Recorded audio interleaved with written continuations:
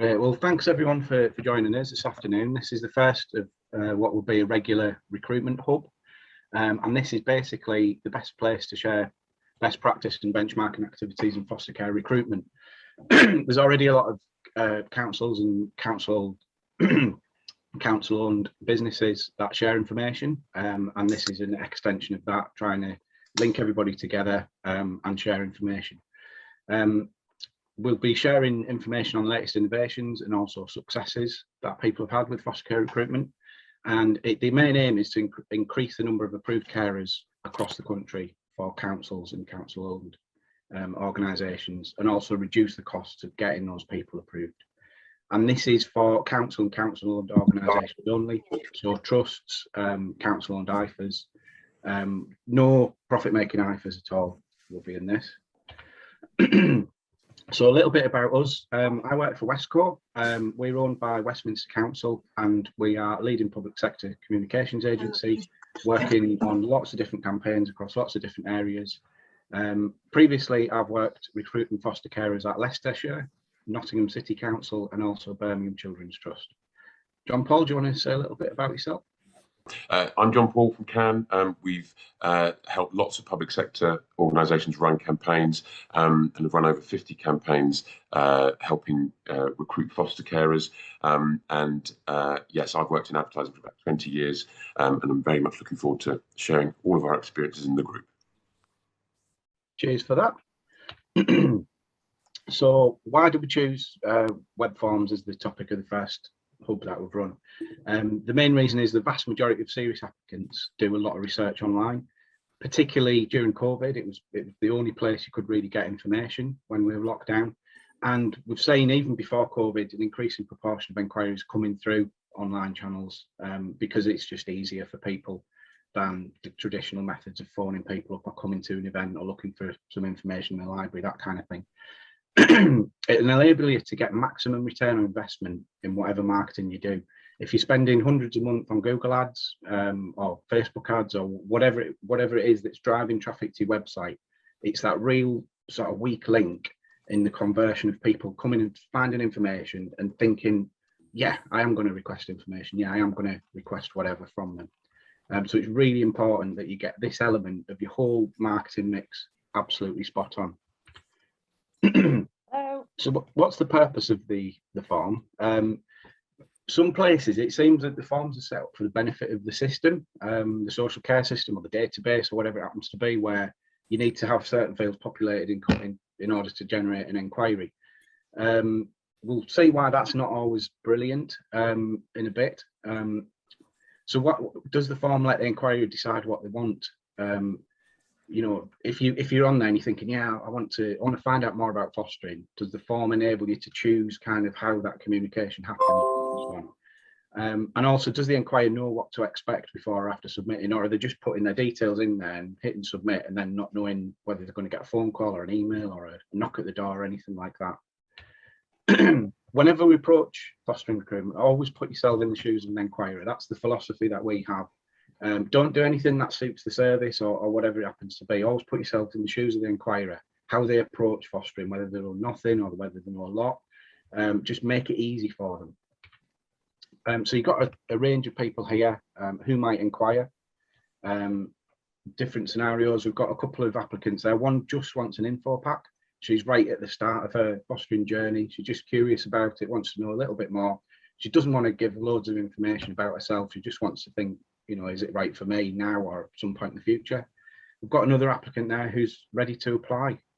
So we need to then make sure that what information she gets or however we interact there suits her needs. We've got a family there who've obviously been discussing fostering between themselves and they've got some questions they'd like to ask. And then we've got a couple there who are already approved foster carers who want to transfer from an IFA. So to deal with all of those different scenarios, you can't really have a one size fits all.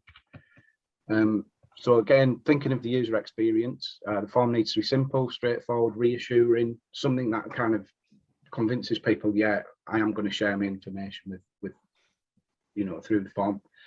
And there's potentially lots of information to provide by the inquirer. Some of it obviously quite personal. So the basics you need in order to sort of fulfill an enquiry is the first and second name, an email address, phone number, and the consent to the privacy policy. And that gives you the inquiry team the basics to kind of get in touch with the enquirer, however that happens. Okay, and then from an enquirer's point of view, there's things that they want, you know, how do they want the information? What do they want to do for the next step? So you have to put them in control of it. You might want a brochure emailing or posting to them. You might want to book a call back. You might want to book onto an information event or book a home visit. And you must have the ability to do more than one of those things. A lot of people might tick every single one of those boxes because they want to progress fairly quickly. Some people might literally just want the brochure and that's it. And also have a field for them to ask questions or make comments through as well. So there's extra stuff as well you can get through the form that's useful. Also helps the enquirer. It's a good idea to ask for postcode because it's not asking for the full address. However, if somebody asks for a brochure to be posted to them, you need the extra address fields there. Have a date and time selector to call back. So if somebody says, yes, I'd like a call back, let them choose a time and day that's convenient for them. Try and get them to sign up to a newsletter if you can. That means you can keep in touch with them on an ongoing basis. And then there's some information that helps the inquiry team when they're kind of prioritising inquiries. You know, do you have a spare bedroom? How did you hear about us? So from the marketing point of view, you can feed that back. Do you have experience of working with children? But add all that together, and that's a potentially massive list of fields for somebody to fill in. And I've got an example here of, this is kind of like a typical local authority inquiry form. And I've screen printed this from my phone because the vast majority of inquiries that come in now are through phones. If you do Google Analytics on your site and see who's looking at it, how are they looking at it, it'll be through phone. So we've kind of had to do everything thinking, yeah, tailor it to the phone. So this asks for the basics, name, address, phone number, and then it's got a little field at the bottom there, please tell us about your inquiry. And like I say, this is kind of typical of a local authority web form that you'll find. This one is pretty extreme. It's the most extreme example I could find of a form that's got just asked for everything. It's almost like an application, what you'd ask for in the application form. Now, interestingly, at the very start, it says, do you have a spare bedroom for a child's use? I've ticked yes on this. I ticked no to say it would happen. And basically the form just said, sorry, you're not suitable, go away. Which I wouldn't recommend that approach. A lot of people who inquire and they just want a brochure or whatever, they're at the start of the journey. There may be a spare bedroom in the offing in 6 months' time, a year's time, 2 months' time. You don't want to just close the door at this point. You still need to give them the information if they ask for it. So I've put in there one spare bedroom. It asks for my name, my date of birth, which is a bit of a contentious one. I know a lot of systems ask for date of birth in order to generate an inquiry. When I was researching this, I looked at over 50 IFA contact forms, different IFAs, and just one of them asked for date of birth. Now, IFAs are businesses, and we know they do stuff that works and they'll invest in things that works. So for them not to include date of birth in the contact form tells me there's a reason for that. And the reason probably is that it deters people from if you do have date of birth in your contact form, do think about removing that. So it's asked for my full address and so on. So I'll go on to the next bit. Now at this point, it asks for my ethnicity, my religion. So it's getting quite personal quite early.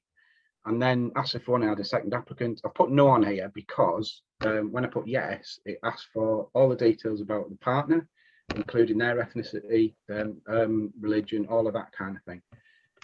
Household members, again, I've ticked no because if I say yes, it opens up more and more fields asking for more and more detail about them. And then any other children living elsewhere, again, it asks for all this information about all the people that you might be linked to. So if you're a couple and you have, say, 4 children between you, either living at home or elsewhere, your finger's going to be blistered by the time you've entered all the information that's requested. And then lastly asks, where have you heard about us? That's fine. Then you finally get a review screen showing all the information that's asked for, and then you can finally submit the form. But it doesn't tell you what's going to happen next. So that's a kind of an example to avoid, really, is asking for all that information. Here's one which is from an IFA, which is a bit more sort of minimalist, a bit easier on the eye. Asks if you've got a spare room, asks if you want to, sign up to the newsletter and that sort of thing. And that's kind of getting in the right direction. There's one here, interesting one, where again it's nice and minimal, looks lovely, nice and simple to fill in. It's not going to really deter anyone, but as you start typing the data in, it then dynamically opens up some more fields. So it doesn't look as if you've got a big form to fill in until you start filling it in, by which time you're kind of committed to it and you're less likely to want to say, oh, well, I'm not filling that in because there's loads of fields. I've got another one here, and you probably won't be able to read this, but the first drop down, please choose the statement that is most relevant to you, then gives you an option to choose, you know, yeah, I'm starting my research, or I'm currently a foster care, or anything in between. So again, that's kind of going in the right direction, but it is all on one screen. This one here, again, asks for the basics, and then at the bottom here, you've got please call back, and then you can select the date and the time. So again, kind of getting in the right area there. So after all the research we've done, the conclusion we've come to make everything as user-friendly as possible, to get as many people filling that form in as you can. Avoid showing everything on a single screen. Kind of find some way of making it so that it's not overwhelming and there's a lot of scrolling involved. Only show the fields when they become relevant. So when somebody asks for post me welcome pack, you obviously need the rest of the address fields. So they should only appear if somebody ticks that. And then a way of getting that sort of extra information about, you know, that's going to help the inquiry team is have a secondary form. So when somebody's giving you what information they want to share with and what they've chosen in terms of, yeah, send me a brochure, book me onto an information event, that kind of thing. When they've submitted that, they get a chance to fill in a little bit more information if they want to. And quite a high proportion of people will fill in that secondary form, and you will get that extra rich data, rather than putting it on the first form and perhaps putting them off with it, put it in a secondary one. Okay. So what we've developed is what we think is the gold standard inquiry form for foster care recruiters, in terms of getting as many inquiries through as possible. This has been developed through a lot of experimentation over time with lots of different forms for lots of different scenarios, not just foster care recruitment, but lots of other things as well, to give the best possible user experience, to get that, like I say, that maximum number of inquiries. Now I'm going to stop the share now and go to the actual form itself so you can see what that looks like.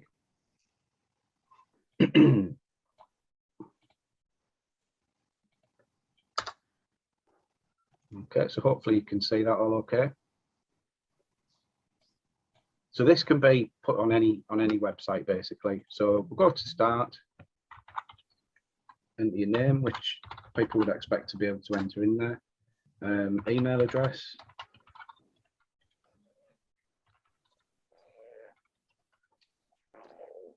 phone number. So this is, like I say, the basic stuff that people would expect to share. Postcode. And then I'm asked, do I want an email welcome? Yeah, I think I do. Do you want to post? Yeah, you can post one to me as well. And then the field appears to put the address in.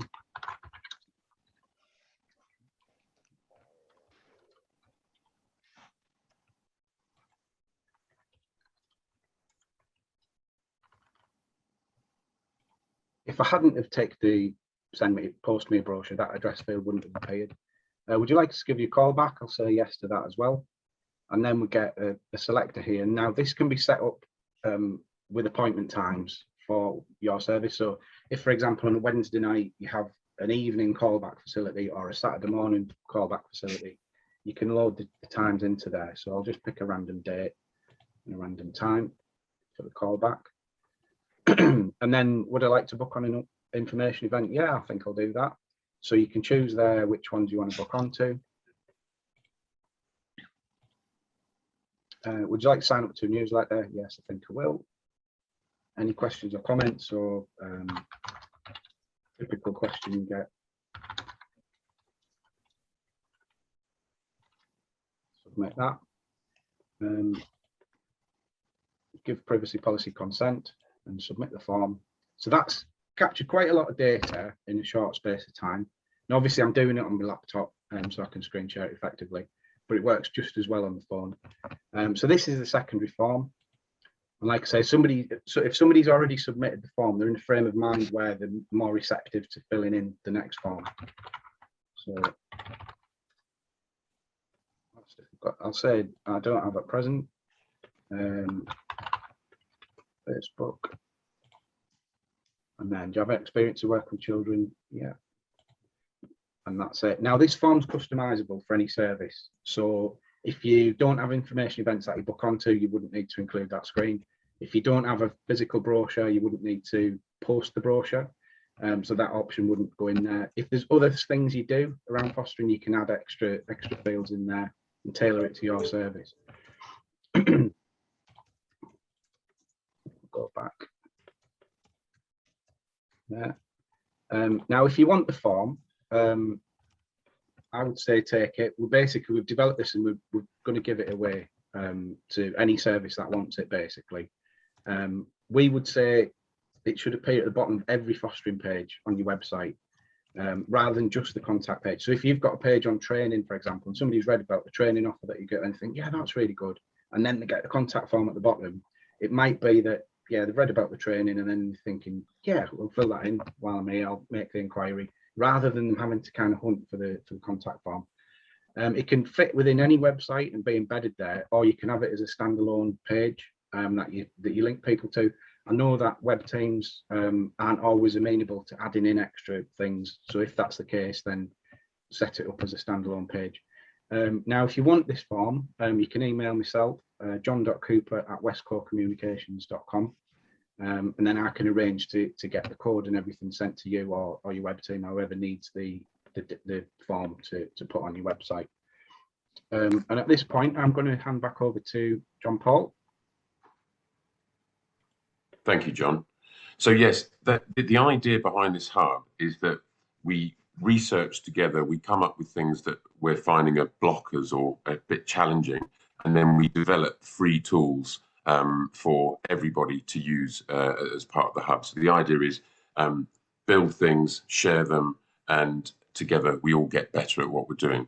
There's a range of things we're going to be covered. John is looking at user experience audits at the moment. So form research is a key part of that, but also understanding almost like a secret shopper what it's like to engage with the service and to give feedback, but then critically as well to benchmark against other authorities so we can see if there are blockages in various areas. So yeah, it's well worth speaking to John about that. Should we move on to the site that we've built now, John? Oh, sorry, you're on mute now.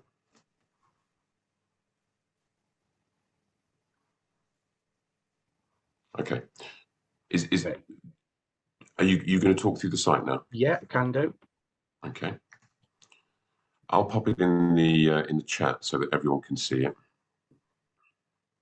Okay, so if you've not seen this before, this is a site that we built. Basically, having worked at councils and trust, I know that there's certain information about IFAs that we'd love to share with everybody, but for political or other reasons, that's not always possible. We can obviously say this is why you should foster for us. This is why, think twice about going with an IFA. But this website basically lists all the advantages of why you should foster for your council, primarily from the point of view of meeting children's needs, keeping them local and so on, policies that benefit the children, everything like that.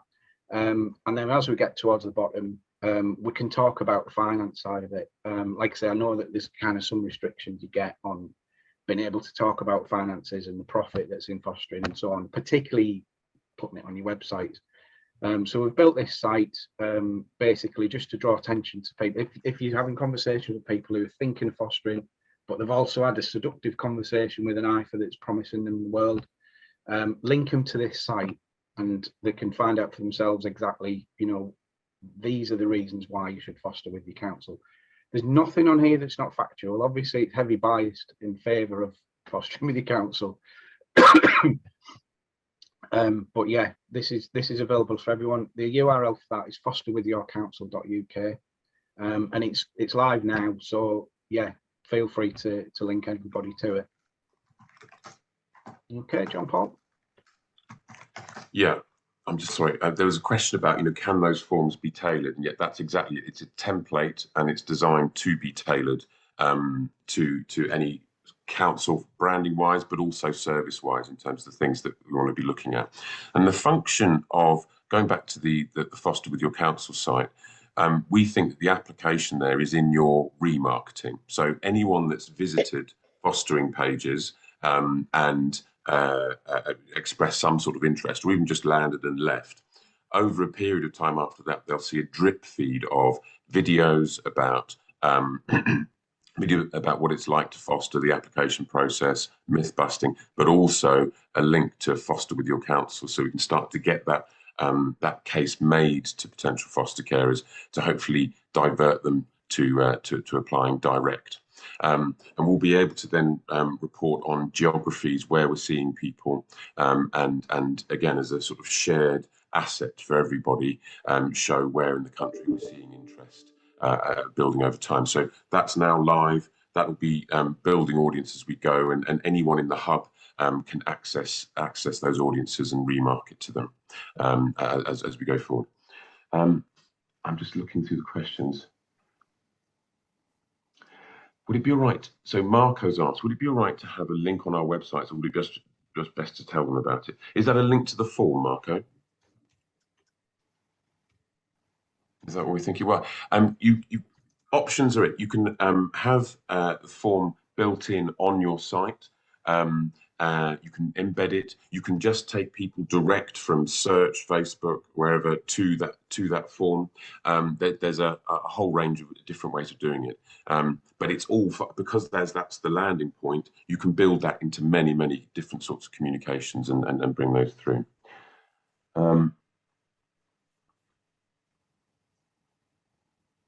Excuse me, wait, is there a cost to that? No, there is no cost. So the whole function of this group is to build and share and you know, improve what we do together, because there's so much learning happening individually that having this space to put those things together and develop means that we'll all get better together.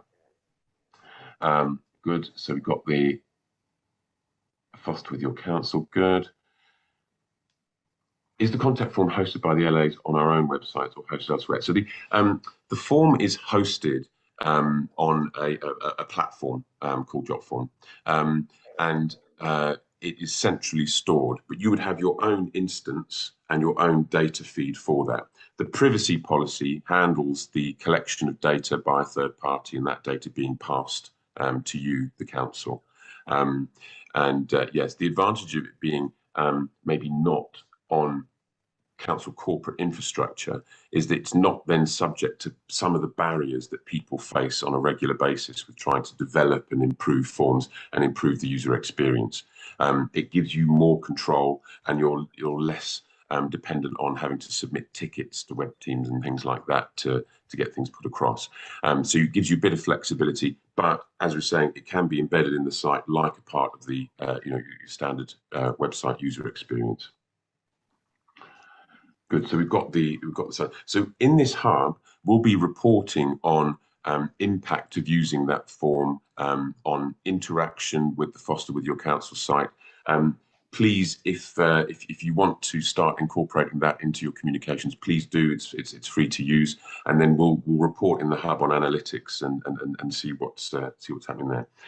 If you want your own version, just email John for any of this, and we'll probably share the recording of this after the event. Yes. So could we, John, would you be all right to share the Jotform link in the chat so that people can take a look at it now? And if you want your own versions tailoring, John's your man. Okay. Thank you. Right. So I just wanted to give people a sense of the areas that we'll be covering in the hub. Not all in once, because it's an absolutely huge subject, but to think about future hubs. And ideally, it's not going to be me and John talking all the time in future ones. It'll be people sharing from various councils, showing what's worked and potentially what hasn't, so we can all sort of learn together. So we want to cover the entire gamut of foster care recruitment, from user experience, which we're focusing in on at the very beginning, then to remarketing, search strategies, competing with IFAs on paid media, how to look at the various layers of paid media, the basic always on search and remarketing, and then how to do intelligent prospecting. We've also got a creative suite which Westco have built, and it's designed around their learnings and their expertise in behavioural science. And there are a set of, let me just quickly pop this in front of everyone. One moment. So yes, there are a range of creatives that are designed to encourage people in to inquire, and then a particular large amount around behavioural nudge theory. So encouraging people to take the next step, move them from awareness into active consideration, and then into taking action. And I just wanted to, we're not going to go into too much detail about this today, but there are a whole range of really beautiful videos and emotive drivers that we'll be sharing again in the group. And the point of these is that you can then take them and tailor them and use them in your campaigns as well. And we understand that, you know, most people will have established foster care recruitment campaigns. So this can be either a supplement where you can take elements from it and use those as you wish.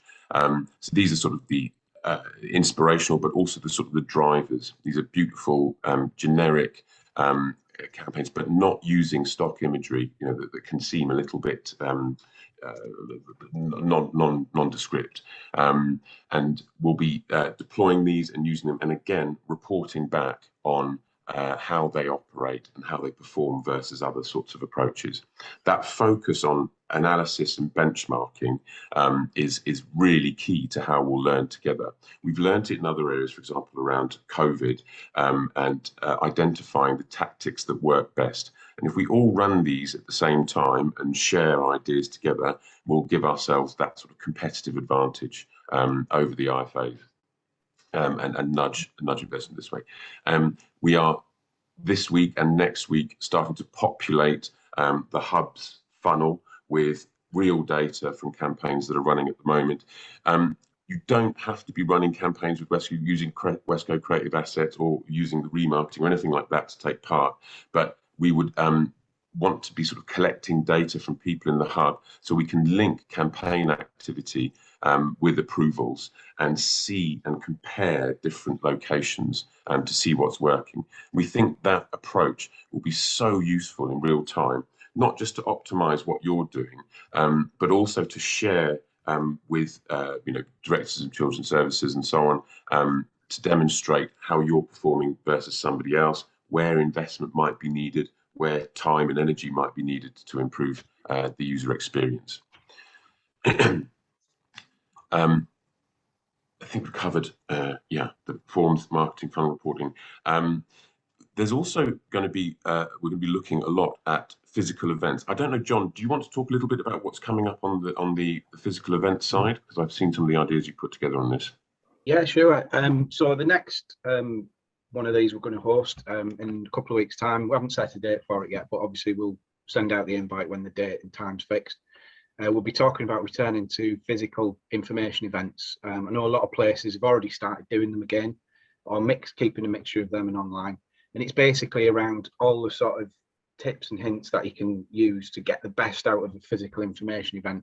And a lot of it's just basic stuff that most places are doing already. But it's just a case of, have you thought about doing this? Have you thought about doing this? This has worked here, this has worked there. Try this, try that.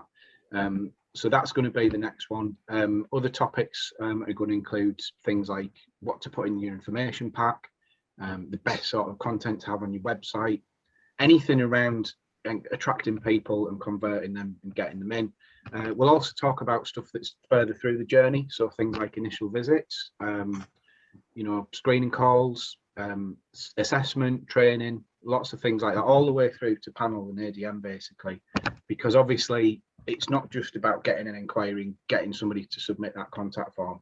There's so many things between there and getting somebody approved at the other end and getting a child or children placed with them. So there'll be a whole range of topics. If you've got anything that you particularly want to discuss, then drop us an email, and then we can see, you know, about creating a webinar around that as well.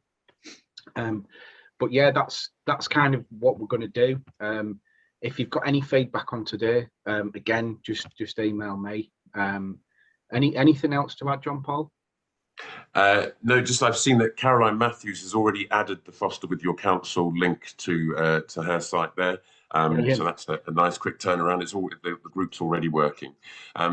If there's anything you'd like, yes, for us to cover, for example, prospecting for people to target teenagers, or balancing up the ethnic diversity of your foster carers to match the profile of children coming into care. There's a whole range of subjects that we can cover. It's really about prioritizing what we do next. So any info, suggestions? Oh yes, I've seen that Karen Matthews is interested in the teams one, so maybe we'll cover that next time.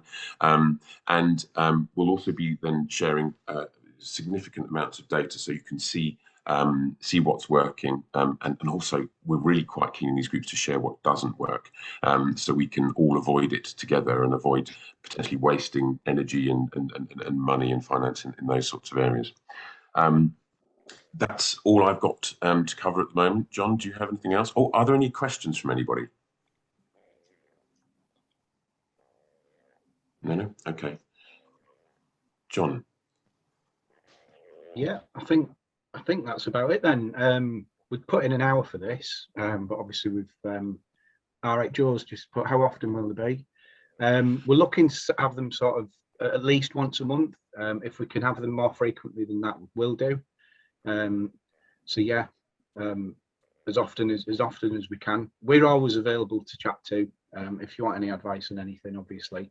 And that, yeah, will be, you know, just get in touch, have a conversation with us. Generalist, but a really helpful session. Thank you. Thanks for that. Yeah, please tell your colleagues about this. We'll send everybody a recording of the event, and everyone that's registered. So please share it with your colleagues. Let them know about events that are coming up. So when you get the invite for the next one, please forward them on. Yeah, some more comments there. How great it is to work together as local authorities. That's the key to it, really. It's about all of us sharing information between each other. If you look at the film that was released this week, that was originated by Coventry, over 30 local authorities joined in on that and chipped in, and they've all got an amazing film that they can use at a fraction of the cost if they've done it by themselves. And the publicity and everything else that's generated is just fantastic. There's no reason why that can't grow, and then why the hub can't grow. So like I say, we're all benchmarking against each other's kind of activities, what's working in different areas. There's obviously going to be differences in different parts of the country and what type of authority you are. Like a London borough is going to have very different challenges to a rural shire in the north, for example. But a lot of the principles are the same, and it's all about sharing, all about helping each other out. Because if we do that, we'll steal a march on the IFAs. They're kind of in retreat at the moment already, I feel, and we're hoping we can kind of just push them back even further, get more people fostering for the local authorities, and yeah, just get more kids placed locally with local carers, and get best outcomes for them. Yeah, that's it from me, John Paul. Anything else from you? No, we can give everyone some time back. Thank you so much. The next date will be in the email that follows. We'll send an invite out again. Please feel free to invite others who you think might benefit from it. I've just seen benchmarking, understanding conversion rates. I'll do 5 minutes on that next time, hopefully with some real world data. Yes, have a great weekend, everybody. Thank you so much for joining.